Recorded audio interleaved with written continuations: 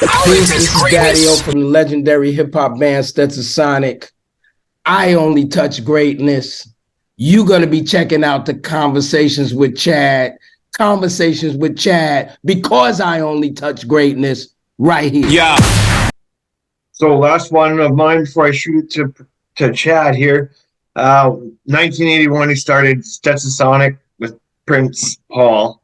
Tell us how that all started, got together. So Stet started with me and Delight. We used to be part of a religious community together, and we decided to formulate a group.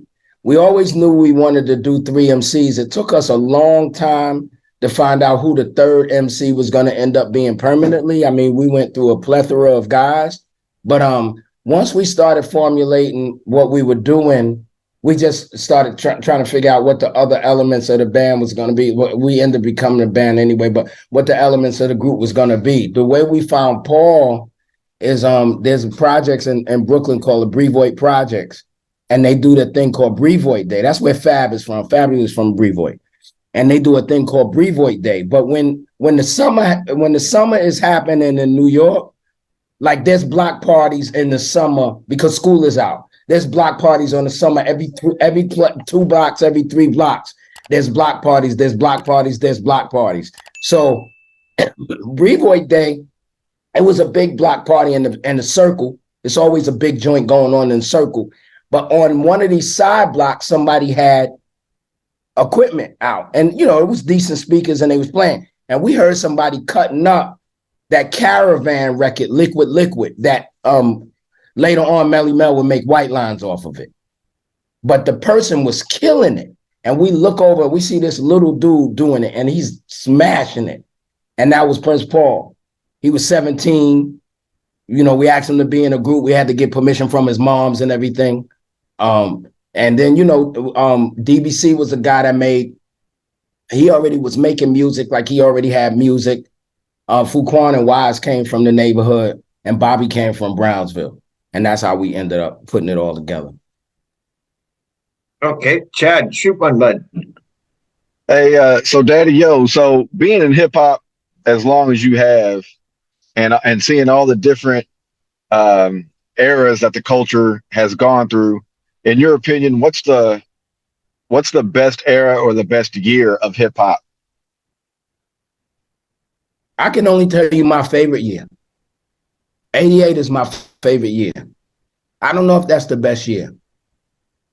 I have conversations with people about what they call golden era all the time. And I say there's possibly more than one golden era, right? Because you could say the golden era when it was me, Chuck, KRS-One, Slick Rick, Dougie, Light, etc.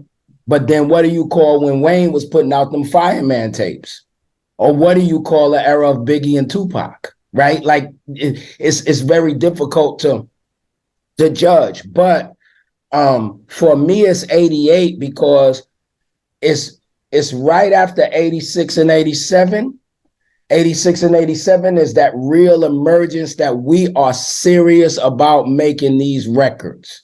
It's no joke now. This is not when Sylvia was doing Rappers Delight. This is not when Bobby Robinson was putting out those Treacherous 3 records or whatever. These are guys like Stetsasonic and Public Enemy and Slick Rick that are putting, KRS-One and Boogie Down Productions, that are putting their heart and soul into making a masterpiece, a disc, a real record, a A and a B side real record, right? Getting mastered by Herb Powers and some of the bigger mastering studios and stuff like that. So even sonically, right, we starting to be real serious.